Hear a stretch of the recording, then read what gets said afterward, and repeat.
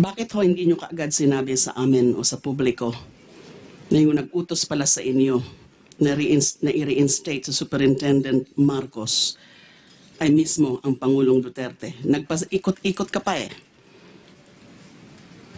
Kumpadre, ganyan, ganyan, humanitarian considerations. Bakit po ganun? Your Honor,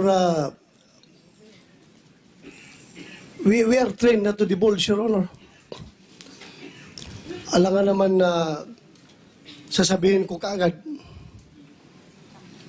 May reason si Presidente bakit niya pina-reinstate.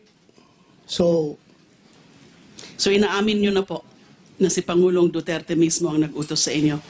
yes, Your Honor.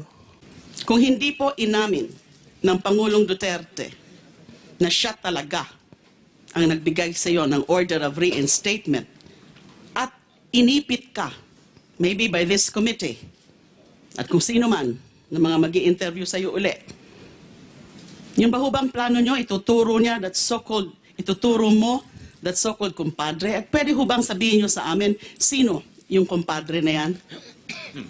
Your Honor, I will cross the bridge when I get there, Your Honor. Kung ako'y tinanong na dito, sasabihin ko I'm ito. asking you now, who is that kumpadre you are supposed to be disclosing as allegedly the one who called you and gave you that order, whatever it is, order, advice, request, etc., to reinstate Superintendent Marcos?